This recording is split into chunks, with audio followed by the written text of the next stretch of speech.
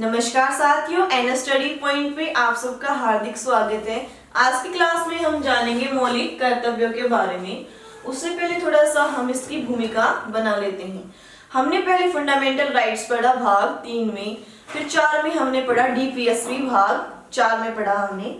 तो अब आपके मन में एक सवाल पैदा होता होगा कि मैम मूल अधिकार और मूल कर्तव्य, मौलिक अधिकार और मौलिक कर्तव्य, इनमें एक शब्द सेम है, वो क्या है?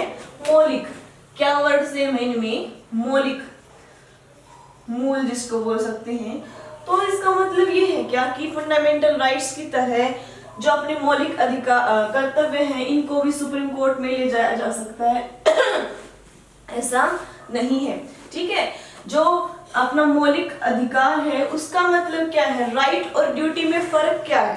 फर्क क्या है कि जो राइट होते हैं ना, वो स्टेट टू सिटीजन होते हैं, मतलब स्टेट के द्वारा किसको दिए जाते हैं? वो सिटीजन को दिए जाते हैं। और जो ड्यूटी होती है, वो ड्यूटी क्या होती है? वो सिटीजन टू स्टेट होती है कि ये हमारा निभाना कर्तव्य है। सिटीजन टू स्टेट होती है वो, ठीक है। अब आपके मन में ये आएगा कि ये मूल मतलब हमारे मूल संविधान में नहीं था, तो ये कब जोड़ा गया भारतीय संविधान में? ये जोड़ा गया हमारा 42वें संवैधानिक संशोधन के द्वारा जोड़ा गया था 1976 में। कब जोड़ा गया? 42वां संवैधानिक संशोधन हुआ था, कब हुआ था?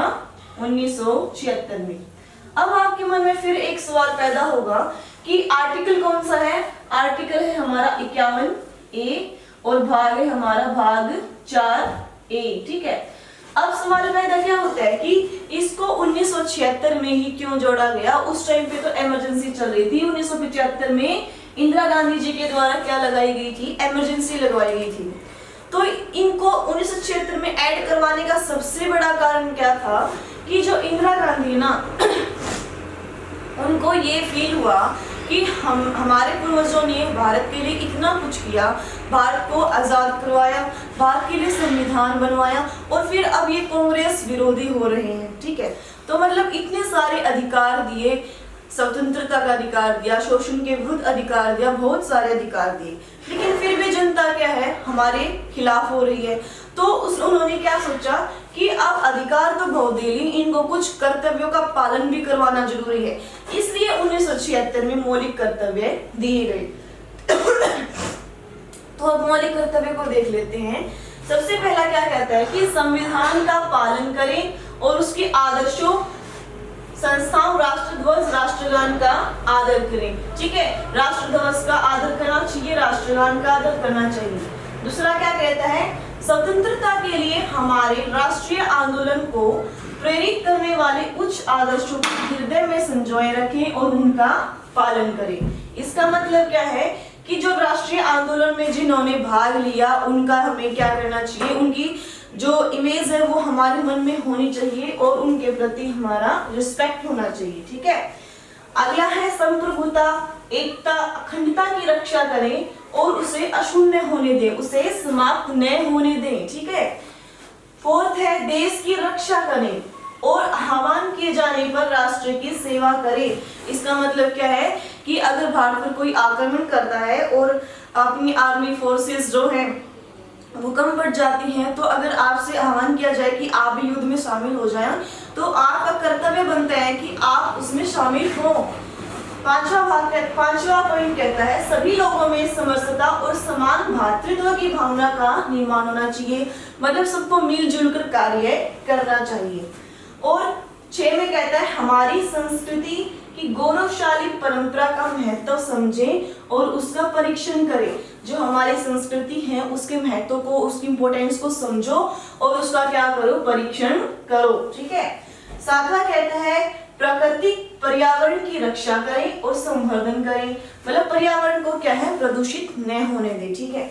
और 8वां वाक्य कहता है कि वैज्ञानिक दृष्टिकोण और ज्ञान अर्जन भावना का विकास करें। जो हमारे साइंटिस्ट वाली सोच है उसको विकसित करें, ठीक है, और उसको प्राप्त करने की कोशिश करें, ज्ञान लेने की भावना को विकसित करें अपने अंदर। 9वां पॉइंट कहता है सार्वजनिक संपत्ति को सुरक्षित रखें। आपने कई बार देखा होगा कि जो ये हड़ताल वगैरह करते हैं इसमें क्या है? तोड़ फोड़ भी करते हैं, तो उनका मौलिक कर्तव्य है कि उनको ऐसा नहीं करना चाहिए। सार्वजनिक संपत्ति को क्या है, सुरक्षित रखना चाहिए उनको, क्योंकि वो देश की संपत्ति है। 10वां कहता है व्यक्तिगत एवं सामूहिक गतिविधियों के सभी क्षेत्रों में उत्कर्ष की ओर बढ़ने का प्रयास करें। ऐसे कार्य करें जिससे देश का नाम रोशन हो। और लास्ट हमारा है 11वां पॉइंट, जिसको क्या है, 86वें संवैधानिक संशोधन 2002 के द्वारा मौलिक अधिकार बना दिया गया है। जो अपना शिक्षा का अधिकार है वो फंडामेंटल राइट्स भी है, डीपीएसपी में भी है और हमारे मौलिक कर्तव्य में भी है। ये 86वें संवैधानिक संशोधन द्वारा जोड़ा गया था 2002 में। इसमें क्या कहा गया है, माता पिता या फिर जो बच्चे का संरक्षक है उसके द्वारा 6 से 14 वर्ष के बच्चों को प्राथमिक शिक्षा प्रदान करना उनका क्या होगा, मौलिक कर्तव्य होगा। ये हमारे 11 मौलिक कर्तव्य हैं। इनको एज इट इज याद करना है, पेपर में बहुत पूछे जाते हैं। मैं आशा करती हूँ कि आपको ये समझ में आए होंगे। अगर समझ में आए तो लाइक शेयर कमेंट और सब्सक्राइब करना न भूलें। धन्यवाद साथियों।